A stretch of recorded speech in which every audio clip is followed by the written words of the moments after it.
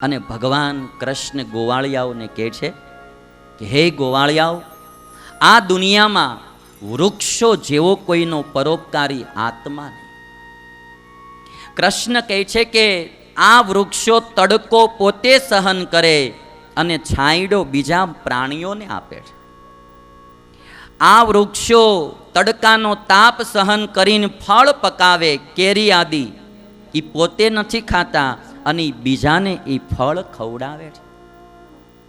આ વૃક્ષો વરસાદમાં વરસાદ પોતે સહન કરે અને એની નીચે ઊભેલાને કોરા રાખે છે. આ વૃક્ષોનું ટોટલી જીવન પોતે દુઃખ સહન કરી અને બીજાને સુખી કરે એવું છે. માટે આ વૃક્ષો પરોપકારી છે. અને એટલા માટે કૃષ્ણ બોલે, અહો એ શ્યામ વરમ જન્મ. કૃષ્ણના શબ્દો જોવો વૃક્ષ માટે. ભગવાન કૃષ્ણ કહે છે કે અહો એ શ્યામ વરમ જન્મ. આના જન્મને ધન્યવાદ છે. આ વૃક્ષોના જન્મને ધન્યવાદ છે. અહો એ શ્યામ વરમ જન્મ સર્વ પ્રાણ્યોપજીવનમ. કેવલ એક બે નહીં, સર્વે પ્રાણીઓની ઉપર ઉપકાર કરે છે આ વૃક્ષો. પોતે દુઃખ સહન કરી બીજાને સુખી કરે. એટલા માટે આ વૃક્ષોના જન્મને ધન્યવાદ છે. વાત વર્ષા તપહિમાન સહંતો વારયંતિ નઃ એતાવત જન્મ સાફલ્યમ દેહિનામિહ દેહિષુ. કૃષ્ણ બોલે, પ્રાણેરર્થે ધિયા વાચા શ્રેય એવાચરેત સદા. ભગવાન કૃષ્ણ કે એતાવત જન્મ સાફલ્યમ, જન્મનું સફળપણું એટલું જ છે કે પોતાના પ્રાણથી, પોતાના ધનથી, પોતાની બુદ્ધિથી, પોતાની વાણીથી બીજાનું શ્રેય કરવું એ જ મનુષ્ય જન્મની સફળતા છે. ભાગવતનો આ શ્લોક છો તમે. એતાવત જન્મ સાફલ્યમ દેહિનામ દેહિષુ પ્રાણે અર્થે ધિયા વાચા શ્રેય એવા ચરેત સદા. જે પોતાના પ્રાણથી, પોતાના ધનથી, પોતાની બુદ્ધિથી, પોતાની વાણીથી બીજાનું શ્રેય કરે, બીજાને રાજી કરે, બીજાને મદદ કરે, એ જ મનુષ્ય જન્મની સફળતા છે. આજે અમે એક જગ્યાએ પધરામણીએ ગયા હતા. એક ભાઈ મને બહુ રાજી થઈને કહેતા હતા, મને કે સ્વામી તમારું સંસ્કૃત ઉચ્ચારણ બહુ મને ગમ્યું. હવે આમાં શું છે કે ગમ્યું એનું કારણ કે એના બાપુજી પાછા સંસ્કૃતના શિક્ષક હતા, એટલે એને સંસ્કૃતની થોડી ગરિમા, એટલે એનો આત્મા બહુ રાજી થયો. અમે 10 વર્ષ સંસ્કૃત ભણ્યા હોય ને કોઈ અમે સંસ્કૃત શ્લોક બોલીએ અને કોઈ રાજી થાય તો અમારી ભણતરનું ફળ મળ્યું કહેવાય. કોઈ એક આત્મા તો રાજી થયો. આજે હું અહીંયા 2 કલાક બોલું અને એમાંથી કોઈ પણને કાંઈ પણ ગમે અને તમારા કોઈ પણનો, કોઈ બાળકનો, કોઈ વૃદ્ધનો, કોઈ પુરુષનો, કોઈ નારીનો આત્મા પ્રસન્ન થાય તો એ મારી મોટામાં મોટી દક્ષિણા હું માનું. હમણાં અમે વડોદરા ગયેલા અને એક બહુ મોટા રૂપિયાવાળા ભાઈ હતા અને એનો બંગલો, ને એના બંગલામાં અમે પધરામણી કરવા ગયા. પરોક્ષના માણસ હતા, સ્વામિનારાયણના ભગત તો નહોતા, પણ ઘરમાંથી બેન વારે વારે બોલે કે હે સ્વામી તમારી કથા સાંભળી, લાઈવ ઓલી ટીવીમાં આવતી હોય ને ચેનલોમાં, એમાં એ અમારા ઘરમાં એ કે બહુ સુખ શાંતિ થઈ, કે બહુ સુખ શાંતિ. હવે એને ખબર નહીં એટલે બિચારા અંદરથી બોલ, અને એને હૈયું ઉભરાણું હતું એનું તો, અને એમાં એના ધણી ત્યાં એ આરતીને એવું કરતા હતા. હજી કે એને 2 ધબા મારો એ કે, પેલા બહુ ક્રોધી હતા, અડધા શાંત થઈ ગયા, હજી 2 ધબા મારો એ કે. મેં પછી હોય ઝાટકીને ઝીક્યા 2. મેં કીધું સારું થાય ને બીજું હું. હવે આપણી કથાથી, આપણી વાણીથી એકના ઘરમાં સુખ શાંતિ થાય ને કોઈનો ક્રોધ ટળે અને સુખી થાય તો એ આપણી મોટી સમાજની સેવા છે.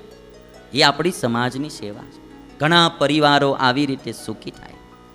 આજ ભગવાન કૃષ્ણ કહે છે ગોવાળિયાઓને, ગોવાળિયાઓ આપણી પાસે જે કાંઈ છે એનાથી બીજા સુખી થાય, બીજાના કામમાં આવે, એ મનુષ્ય જન્મની સફળતા છે. આ વૃક્ષોનું જીવન કેવું પરોપકારી છે.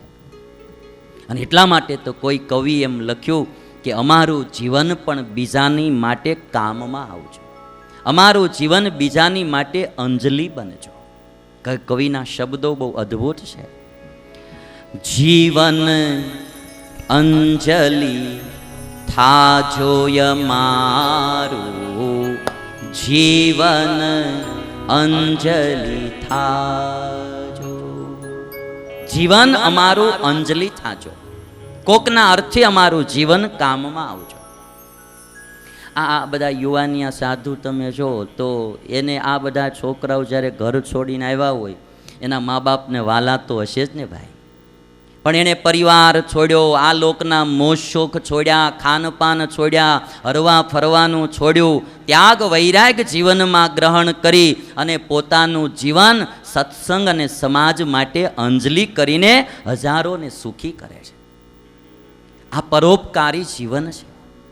નહીં કોઈ દી અમારે હરવા ફરવા જવાનું, નહીં કોઈ દી ખાણીપીણી. તમે તો ગમે ત્યારે મોજ પડે તો ગમે ત્યાં રિસોર્ટમાં જઈને દુબાકા મારી આવો, બરાબર છે, ગમે ત્યાં હોટલમાં જઈને ખાઈ આવો. અમારે સાધુઓની ક્યાંય જવાય નહીં, હરવા ફરવા મોજ શોખ નામે તો કોઈ વાત જ નહીં. અને આખી જિંદગી પોતાના નામની કોઈ પ્રોપર્ટી નહીં, પોતાના નામે કંઈ કરવાનું નહીં, પોતાનું ટોટલી જીવન સમાજને અર્થે સમર્પિત કરવાનું, સમાજ સુખી થાય એટલા માટે મહેનત કરવાની. હમણાં બાલ સમયને કહેતો તો આજ મેં 50 ઘરે પધરામણી કરી, અહીંયા 3 વાર મારું ખેસ્યું પલ્લી ગયું. લ્યો ભાઈ, એટલો પરસેવો ને ગરમી. હવે જ્યાં જાય ત્યાં હવે સ્વામી અહીંયા ત્યાર હશે પગલાં કરતા જાઓ ને, લખાયું હોય 2 જણા નીકળે 4 જણા, હવે પણ એકદમ સ્વામી આરતી ત્યારસે પગલાં કરતા જાઓ ને. ના પાડી તો એને દુઃખ થાય, એને રાજી કરવા અમે આ 3 વાર પરસેવે રેબઝેબ થયા. લ્યો ભાઈ, 3 વાર. પણ એક આત્મા સુખી થાય, એની મનોકામના પૂરી થાય, ભગવાનની આરતી થાય, જીવ રાજી થાય. આપણું જીવન પણ, હું તો જાજુ નહીં કહેતો, તમારા ઘરેથી શરૂઆત કરજો. થોડુંક કોકના માટે જીવવું, નકરું આપણા માટે જિંદગી ન જીવવી. સેલ્ફિશ ન થવું, પરોપકારી થાવ. ઘણીવાર માણસો પોતાના સુખ માટે બીજાને દુઃખી કરે. વૃક્ષોના જીવનમાંથી શીખવું કે પોતે દુઃખી થઈને પણ બીજાને સુખી કરે. બાકી તો બધું કાલ પડ્યું રહેશે. આજે ક્યાં હાર્ટ એટેકો ઓછા આવે છે. લ્યો, અને આજે જ મારે એક ભાઈનું દાન આવ્યું. મને કહે સ્વામી હું સવારે જતો તો કામે અને મને હાર્ટ એટેક આવ્યો. આ તો ટાઈમે દવાખાને પહોંચ્યો, 3 દી રહ્યો. એ કે દવાખાને હવે સારું થઈ ગયું, મારા 25,000 ગુરુકુલના દાનમાં લખી લેજો. કથામાં આવતો હતો ને ત્યારે એને હવે અટાણે પૂછ્યું એટલું કે જો ટાઈમે સેજ ટાઈમે દવાખાને ન પહોંચ્યો હોત તો જે કાંઈ મારા રૂપિયા હતા એ પડ્યા રહેવાના હતા. હાર્ટ એટેક ક્યાં આવી જાય કંઈ નક્કી જ નહીં. મારે તમને બધાને 2 હાથ જોડીને વિનંતી કરવી છે કે અમુક ઉંમર થાય પછી રોજે 6 મહિને વરે એકવાર 2 રિપોર્ટ કરાવી લેવા. એક ડાયાબિટીસનો અને બીજો કોલેસ્ટ્રોલનો. 30-35 વર્ષની ઉંમરથી શરૂ કરાવી દો. એમાં કાંઈ લાંબો ખર્ચો નથી રિપોર્ટ કરાવવામાં, પણ 2 રિપોર્ટ કરાવી લેવા. આ ડાયાબિટીસ છે ને એ બી બહુ આપણી ઓલી ઇંગ્લિશ બ્રિટિશ કરતાં પણ બહુ ખતરનાક છે.